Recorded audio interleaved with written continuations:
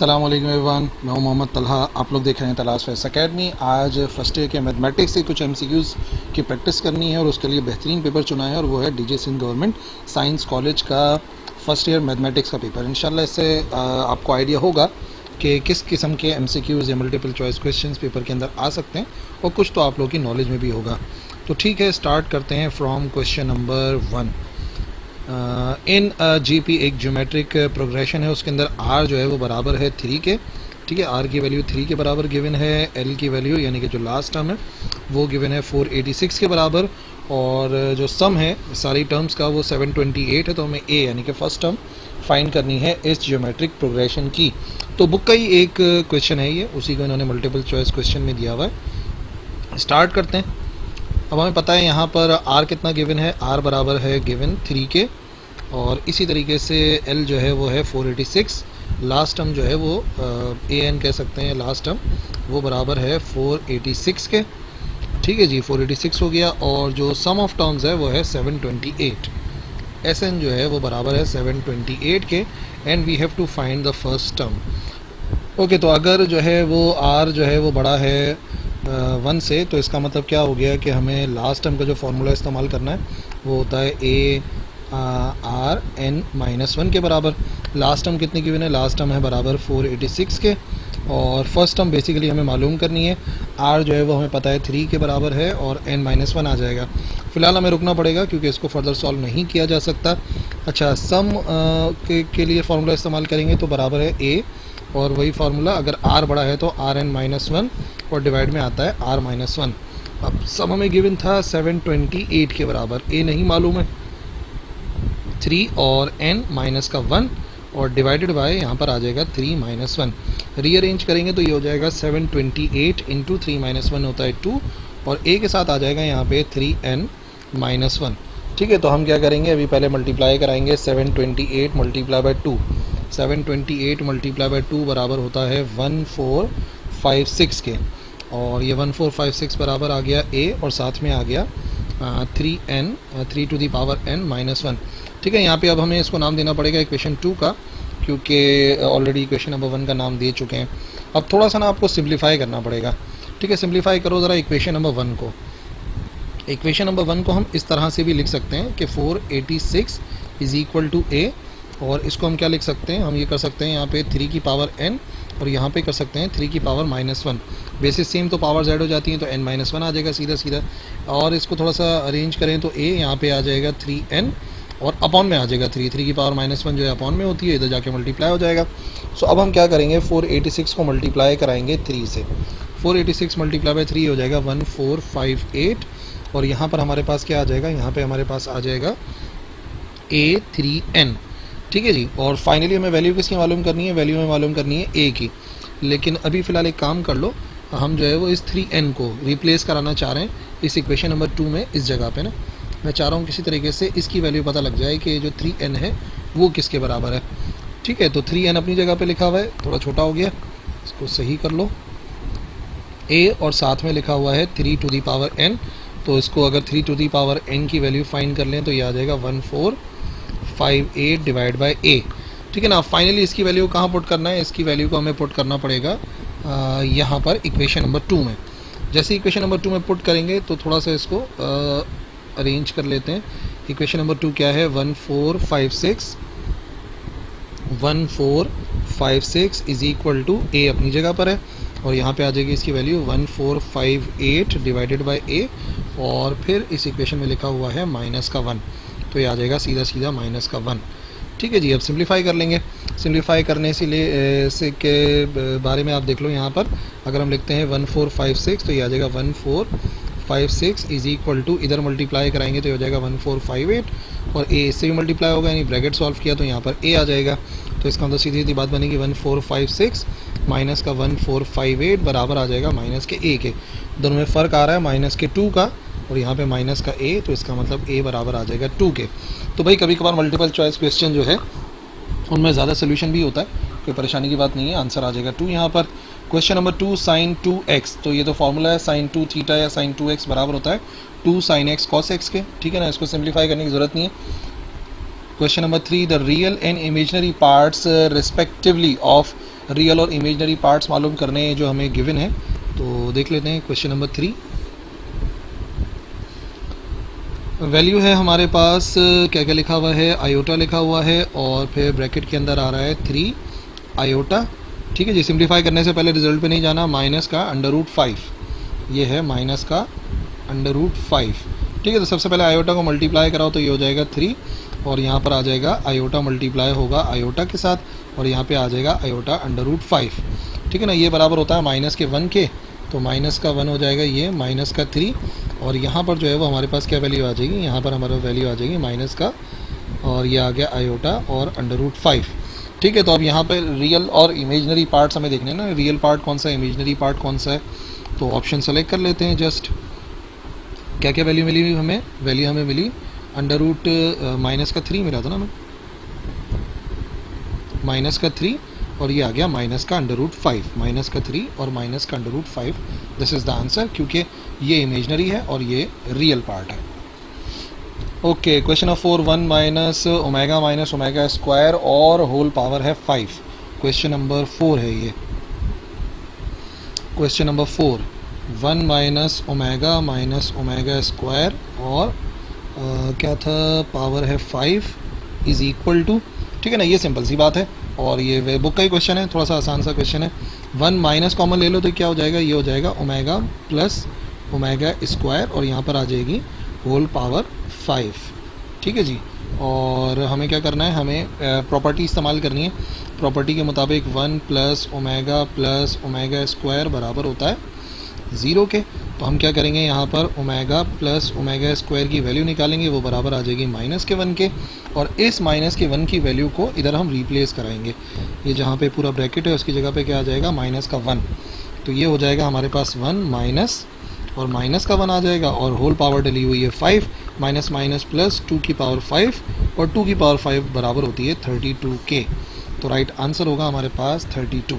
ये रहा मेजॉरिटी जो है ना, मतलब एक आधी कोई आगे पीछे था, बाकी सब जो है ना इसके अंदर आंसर सही लगे हुए। क्वेश्चन नंबर 5, 0.2 पाई रेडियंस कितने डिग्रीज के बराबर है, 0.2 पाई रेडियंस। क्वेश्चन नंबर 5, 0.2 पाई रेडियंस कितने डिग्रीज के बराबर है मालूम करना है। तो सीधी सी बात है, हमें क्या करना पड़ेगा, हमें इसको डिग्री में कन्वर्ट करना है तो हमें डिवाइड करना, इसको मल्टीप्लाई करना पड़ेगा। 0.2 पाई को मल्टीप्लाई करना पड़ेगा 180 डिवाइड बाय पाई के।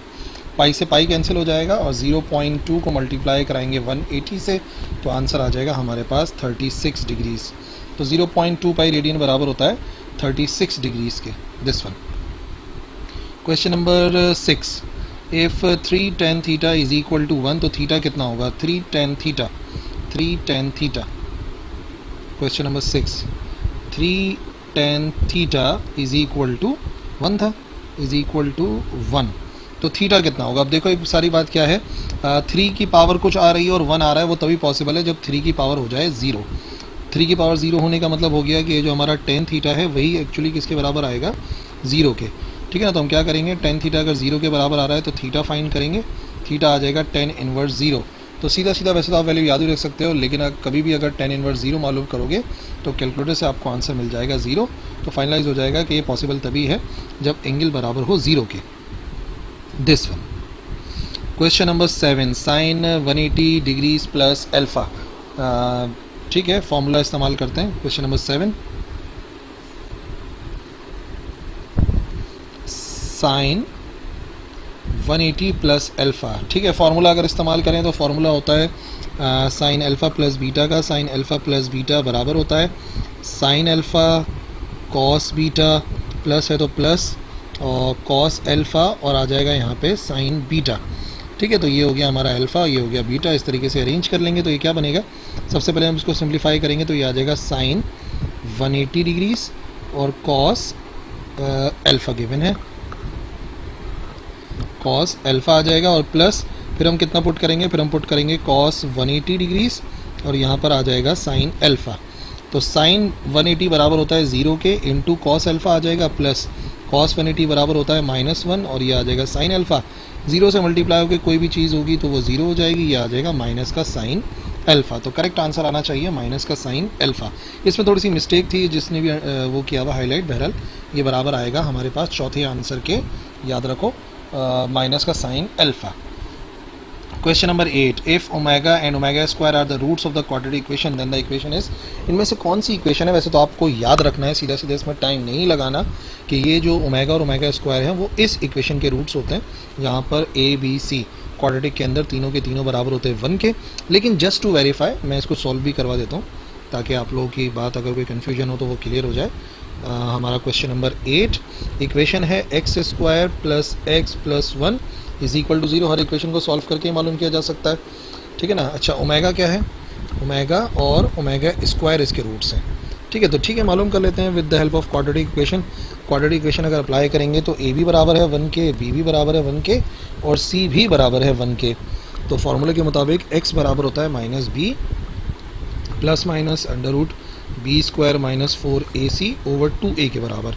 इधर अगर इस्तेमाल करेंगे एक्स की वैल्यू फाइंड करेंगे तो ये आ जाएगा माइनस का बी यानी कि 1 plus minus under root b square यानी कि 1 का स्क्वायर, ठीक है जी। और फिर आ जाएगा माइनस का 4a भी 1 है और c भी 1 है, और अपॉन में आ जाएगा 2a का मतलब हो गया 2 इंटू 1, ठीक है जी। तो ये आ गया माइनस का 1 प्लस माइनस अंडर रूट 1 का स्क्वायर 1 हो गया, और 1 माइनस 4 ये हो जाएगा माइनस का 3, ठीक है ना, माइनस का 3 ओवर 2, और प्लस माइनस के साथ आ रहा है। हमें पता है ये क्या वैल्यू बनेगी, ये बनेगी x is equal to minus 1 plus minus 3 iota और अपॉन 2, ठीक है ना। अब इसके अंदर जो प्लस वाली वैल्यू है वो आपको पता ओमेगा के बराबर होती है, और माइनस वाली वैल्यू ओमेगा स्क्वायर के बराबर होती है। तो जो पहला वाला ऑप्शन है ना, इसी इक्वेशन की रूट्स आएंगी, बाकी आप किसी की फाइंड करोगे तो ये दोनों आंसर्स नहीं आएंगे।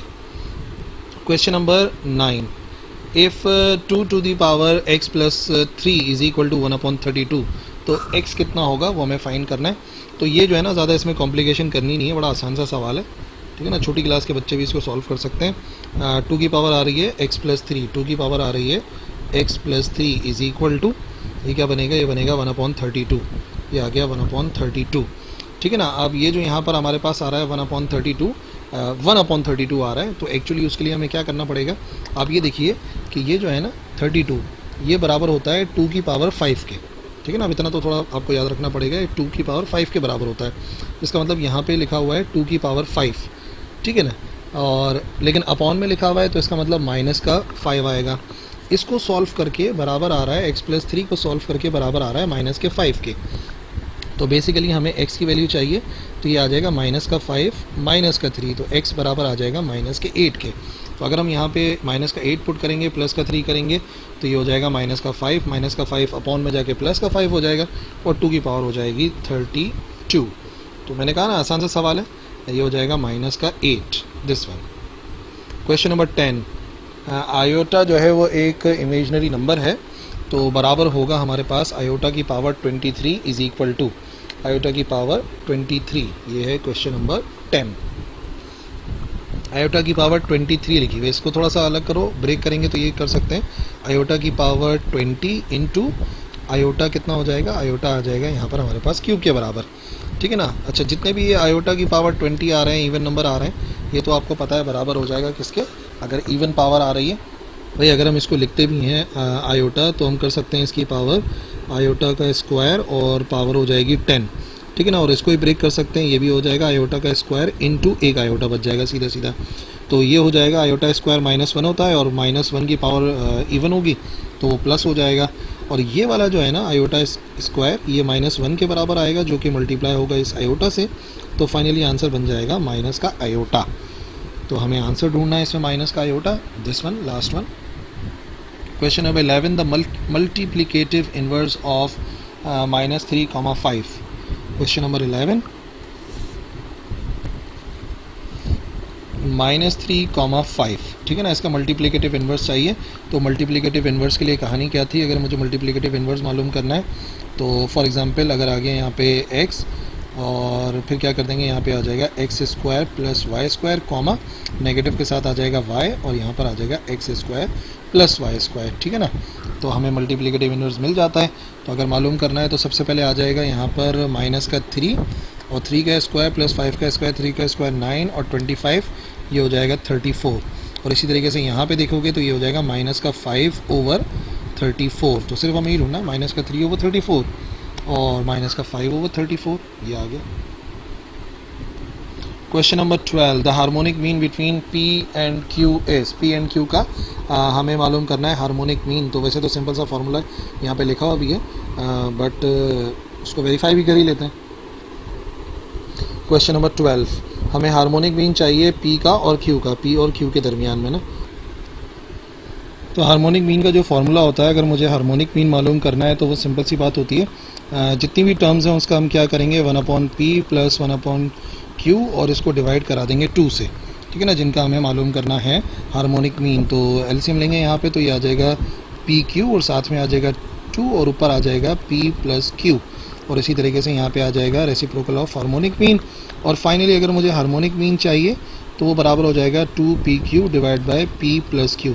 तो इसी तरीके से फार्मूला ही बन जाता है हार्मोनिक मीन का, और ये आ जाएगा 2PQ divide by P plus Q।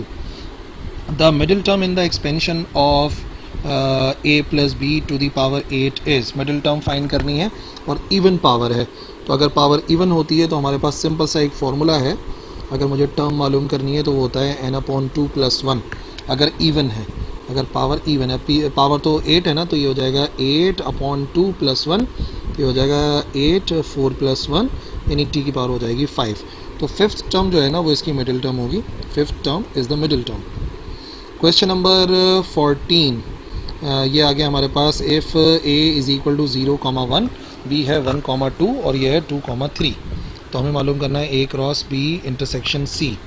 तो वैल्यूज लिख लेते हैं पहले 0, 1, 1, 2, 0, 1, 1, 2, 0, 1, 1, 2 और 2, 3, और है 2, 3 ABC, A, B और C 2,3। मालूम हमें क्या करना है, मालूम हमें करना है A cross B, A cross B intersection C। तो सिंपली पहले B इंटरसेक्शन C निकालेंगे, तो B इंटरसेक्शन C बराबर आएगा, B क्या है, B है 1,2 और C हमारे पास क्या आ रहा है, C हमारे पास है 2,3। तो हमारे पास सीधा सीधा इनका इंटरसेक्शन आ जाएगा बराबर 2 के। तो जैसे ही हमारे पास आ गया B इंटरसेक्शन C, अब इसको मल्टीप्लाई कराना है हमें A से, तो ये आ जाएगा A B intersection C is equal to 0,1 और इसको हमें मल्टीप्लाई कराना है जस्ट 2 से। तो क्या वैल्यू बनेगी, ये आ जाएगा 0 पहले 2 के साथ 0,2 और फिर आ जाएगा हमारे पास क्या वैल्यू आ जाएगी हमारे पास वैल्यू आ जाएगी 1,2। तो 0,2 और 1,2, 0,2 और 1,2, दिस वन। क्वेश्चन नंबर 15, अगर z जो एक कॉम्प्लेक्स नंबर है तो z इंटू z बार कितना होगा। तो ये हमारा सीधा सीधा एक प्रॉपर्टी भी है, और यहाँ पे गलत निशान लगा हुआ है, प्रॉपर्टी है कि z बार के मैग्नीट्यूड के स्क्वायर के बराबर होता है, और इसको अभी मैं साबित भी करवा देता हूँ। क्वेश्चन नंबर 15, लेट सपोज कर लेते हैं, जो हमारे पास कहाँ गया क्वेश्चन, ठीक है ना, ये हमें मतलब यहाँ पे हमें कोई वैल्यू गिवन नहीं है, लेकिन हम यहाँ पे क्या करेंगे, यहाँ पे हम जस्ट सपोज कर लेंगे एक सिंपल सी वैल्यू। z बराबर है हमारे पास x, y के, ठीक है ना। तो अगर z बराबर होगा x, y के, तो z बार जो है वो बराबर आ जाएगा हमारे पास x, -y के, सेकेंड टर्म के साथ माइनस आता है। और फिलहाल जो क्वेश्चन के अंदर लिखा हुआ था वो हमें मालूम करना है, इन दोनों को मल्टीप्लाई करना है। तो z इंटू z बार बराबर आ जाएगा, हमें इनको मल्टीप्लाई करना पड़ेगा, तो x, y इंटू ये आ जाएगा x, -y, ठीक है। मल्टीप्लाई कराएंगे तो सबसे पहले फॉर्मूला क्या है इसका मल्टीप्लाई कराने का, ये है कि अगर ये है A B C D, तो सबसे पहले हम मल्टीप्लाई कराते हैं A को C से, फिर माइनस का साइन आता है और हम मल्टीप्लाई कराते हैं B को D से, मल्टीप्लाई कराते हैं कॉमा, और उसके बाद फिर हम क्या करते हैं, उसके बाद फिर हम मल्टीप्लाई कराते हैं A को D से, मल्टीप्लाई कराते हैं और प्लस के साथ आता है B मल्टीप्लाई बाय C। तो सिंपल सी बात है ना, तो यही वाला फार्मूला इस्तेमाल करना है। तो A इंटू सी बराबर आ जाएगा हमारे पास x स्क्वायर के, माइनस का साइन आएगा और फिर आ जाएगा B इंटू डी आ जाएगा हमारे पास, ये मल्टीप्लाई होगा तो बन जाएगा x स्क्वायर और प्लस का y स्क्वायर, ठीक है ना। ये वाली बात तो इधर मुकम्मल हो गई। फिर आ जाएगा हमारे पास कॉमा A इंटू डी करना है, तो ये हो जाएगा माइनस का xy और फिर हमें करना है प्लस का B इंटू सी, तो ये आ जाएगा प्लस का xy, ठीक है। ये जो माइनस का xy है प्लस का xy है कैंसिल हो जाएगा, तो हमारे पास वैल्यू आ जाएगी x square plus y square और 0। इसका मतलब जो इमेजनरी है ना वो एक्चुअली यहाँ पर 0 वाला पार्ट है और बेसिकली हमें x square plus y square मिलेगा। और ये जो x square plus y square होता है ये बात आपको मालूम है कि ये बराबर होता है z के मैग्नीट्यूड के स्क्वायर के, वरना तो रूट लगा हुआ होता ना, z की वैल्यू आती। तो इस वजह से कभी भी अगर हम सॉल्व करेंगे ना हमारे पास तो ये आंसर आएगा बराबर z के मैग्नीट्यूड के स्क्वायर के। Question number 16 sine theta into cot theta. तो यार इससे आसान क्या होगा, कॉट थीटा होता है cos theta upon sine theta, sine से साइन कैंसिल, आंसर आ जाएगा कॉस थीटा। तो आप परेशान नहीं होएगा कि इतने सारे एमसीक्यूज में मैं इतना टाइम लगा रहा हूँ सॉल्व करने में। भाई कुछ एमसीक्यूज सॉल्व करने वाले होंगे, कुछ डायरेक्ट होंगे, तो मुकम्मल समझना। और बात ये कि कुछ याद रखने वाली बातें भी हैं, लेकिन कॉन्सेप्ट सही करने के लिए मैं आप लोगों को समझा रहा हूँ। अच्छा, क्वेश्चन नंबर 17, अगर z बराबर है 1 + 2 आयोटा के, तो दोबारा से हमें क्या करना है, z बार के मैग्नीट्यूड का स्क्वायर मालूम करना है। z बार का मैग्नीट्यूड, z का बार करेंगे, सेकंड वैल्यू माइनस में आ जाएगी, तो z बार का स्क्वायर करना है। Question number 17, question number 17, z बराबर है किसके, z बराबर है 1 + 2 iota, 1 + 2 iota. And what we have to find, we have to find z bar के मैग्नीट्यूड का स्क्वायर, z बार के मैग्नीट्यूड का स्क्वायर हमें फाइंड करना है। सबसे पहले z बार मालूम करेंगे तो आ जाएगा 1 - 2 आयोटा के बराबर, ठीक है ना। अब हमें क्या करना है, अब हमें इसका मैग्नीट्यूड मालूम करना है, तो ये आ जाएगा 1 का स्क्वायर और प्लस -2 आयोटा का स्क्वायर, ठीक है ना। और यहाँ पर आ जाएगा रूट, z बार मालूम करना है, ये हो जाएगा हमारे पास 1, और आयोटा का स्क्वायर क्या होता है, आयोटा का स्क्वायर होता है -1 माइनस माइनस प्लस, और ये हो जाएगा स्क्वायर 4, यानी कि आंसर आ जाएगा √5 z बार के मैग्नीट्यूड का, ठीक है ना, z बार के मैग्नीट्यूड का। और जब स्क्वायरिंग ऑन बोथ साइड्स करेंगे तो हमारे पास सीधा सीधा आंसर आ जाएगा 5। तो z बार के मैग्नीट्यूड का स्क्वायर बराबर होता है 5 के, this one. Question number 18, the nth term of a, a + d, a + 2d, a + 3d। सीधा सीधा अर्थमेटिक प्रोग्रेशन लिखा हुआ है, जिसकी nth टर्म हमें पता है बराबर होती है a + n - 1 × d के। The sum of n terms of 2, 4, 6, 8। यहाँ पे भी आप देखो जो डिफरेंस है वो बराबर आ रहा है ना, 4 से 2 माइनस किया 2 आ गया, 6 से 4 माइनस करा 2 आ गया, 6 से 8 माइनस करा 2 आ गया। तो एक्चुअली ये भी एक अर्थमेटिक प्रोग्रेशन है जिसके सम मालूम करना है n टर्म्स तक। तो क्वेश्चन नंबर 19 को सॉल्व करते हैं। 2, 4, 6, 8, और ये चला चला जा रहा है, और ये अर्थमेटिक प्रोग्रेशन है। अर्थमेटिक प्रोग्रेशन का अगर मुझे मालूम करना है सम, ठीक है ना, सम ऑफ n टर्म्स मालूम करना है, तो आता है n/2 2a + n - 1 × d आता है, ठीक है ना। तो सिंप्लीफाई कर लेते हैं, क्या क्या मालूम है क्या क्या नहीं मालूम है। तो n नहीं मालूम है, n/2 हो जाएगा, a हमें मालूम है बराबर है 2 के, ठीक है। n नहीं मालूम, लेकिन और डिफरेंस मालूम था दोनों का, जो डिफरेंस है वो 2 के बराबर आ रहा है, तो इधर सीधा सीधा हो जाएगा 2 × 2 = 4, n/2, ये हो जाएगा 4 प्लस, और ये हो जाएगा 2n माइनस का 2, ब्रैकेट सॉल्व करेंगे, और 4 - 2 हो जाता है 2 के बराबर, 2 + 2n आएगा। 2 + 2n में से आप कॉमन ले लो, 2 कॉमन आएगा, बाहर आएगा 2 कॉमन, ये दोनों 2 कॉमन आएंगे, इस 2 से हो जाएंगे कैंसिल। तो बचेगा क्या हमारे पास, बचेगा हमारे पास n, और ब्रैकेट में लिखा हुआ है 1 + n, जो कि बराबर आ जाएगा n + n स्क्वायर का। इसका मतलब इसकी n टर्म्स बराबर आ जाएंगी n + n square, n + n square. Factors of 4a² + b² r। अच्छा, अब इसका एक तरीक़ेकार ये रहेगा कि आप सीधा सीधा के भी जो इक्वेशन है जो कि आपको मिलती जुलती लग रही है, उसके ज़रिए उसको जो है फैक्टर्स को मल्टीप्लाई करा के आप इसको सॉल्व कर सकते हो, तो इजीली सॉल्व हो जाएगा। जैसे मिसाल के तौर पे ये जो ऑप्शन आ रहा है ये करेक्ट आ रहा है, ठीक है ना। जब सिंप्लीफाई किया और वाकई इनको मल्टीप्लाई कराओगे तो ये ऊपर वाला आंसर आएगा। क्वेश्चन नंबर 20 में समझाता हूँ, रिवर्स में सॉल्व कर लेते हैं समझाने के लिए आपको। ये लिखा हुआ है 2a + bi, और दूसरा लिखा हुआ है 2a माइनस का bi, ठीक है। तो ये तो a + b और a - b, यानी कि a² - b² का फॉर्मूला बन जाएगा, ठीक है। तो ये हो जाएगा 4a का square minus as it is, और ये आ गया b का स्क्वायर, ठीक है ना, और आयोटा का स्क्वायर बराबर होता है -1 के, जो इसको प्लस कर देगा। तो एक्चुअली इसके फैक्टर्स यही बन सकते हैं। तो आप जल्दी जल्दी ना फैक्टर्स को सॉल्व करके सिम्प्लीफाई कर सकते हो, तो वो कॉम्प्लिकेटेड मामला नहीं रहेगा। तो करेक्ट आंसर यही वाला है। अच्छा जी, a यूनियन a कॉम्प्लीमेंट और होल कॉम्प्लीमेंट बराबर होगा, और ये बराबर होता है वैसे नल सेट के, वजह मैं आपको समझाऊँ। a यूनियन a कॉम्प्लीमेंट याद है ये किसके बराबर है, एक प्रॉपर्टी है ये। Question number 21, a union A complement और कॉम्प्लीमेंट, ठीक है ना, ये बराबर है, ये जो प्रॉपर्टी ना ए यूनियन ए कॉम्प्लीमेंट, ये बराबर होता है खुद यूनिवर्सल सेट के, और अगर ये यूनिवर्सल सेट के बराबर होता है तो ऊपर कॉम्प्लीमेंट आ गया। कॉम्प्लीमेंट का क्या मतलब होता है, अगर मैं लिखता हूँ ए कॉम्प्लीमेंट तो इसका मतलब क्या होता है यू माइनस ए, अब यू कॉम्प्लीमेंट लिख रहा हूँ तो इसका मतलब बना U minus U, U minus U जाहिर सी बात है एक एम्प्टी सेट आएगा, दैट्स वाई राइट आंसर आ जाएगा यहाँ पे null set. Arc length of semi circle of unit circle is, एक यूनिट सर्किल है तो उसकी आर्क लेंथ कितनी होगी सेमी सर्किल की। क्वेश्चन नंबर 22, फॉर्मूला है S is equal to R theta, arc length मालूम करनी है और ये जो है वो क्या है, रेडियस जो है वो 1 है, यूनिट सर्किल है, और सेमी सर्किल के लिए एंगल बनता है पाई के बराबर, तो यहाँ पे सीधा सीधा पाई आ जाएगा, तो आर्क लेंथ जो है वो पाई के बराबर होगी या 180 डिग्रीज के बराबर होती है, तो आंसर हो जाएगा सीधा सीधा पाई। Area of triangle A B C, तो डायरेक्टली हमें फॉर्मूला इस्तेमाल करना है और फॉर्मूले के मुताबिक अगर मुझे एरिया मालूम करना है, area of triangle A B C is, तो कहीं ना कहीं कोई ना कोई चीज़ मिसिंग है, ये करेक्ट है 1/2 AC, और एंगल आ गया बीटा, जो साइड्स इस्तेमाल हो रही हैं उसका अपोजिट एंगल आ रहा है, जहन में रखना है। क्वेश्चन नंबर 14 भी आसान सा है, NPR बराबर होता है n factorial divide by n minus R factorial के।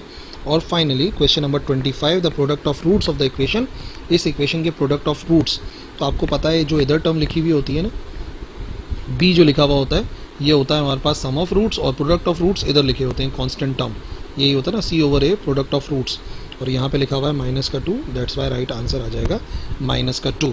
ठीक है भाई, तो ये हमारा आज का जो है वो लेक्चर था जिसमें हम लोगों ने फर्स्ट ईयर मैथमेटिक्स के MCQs को सॉल्व करा ऑफ DJ साइंस कॉलेज।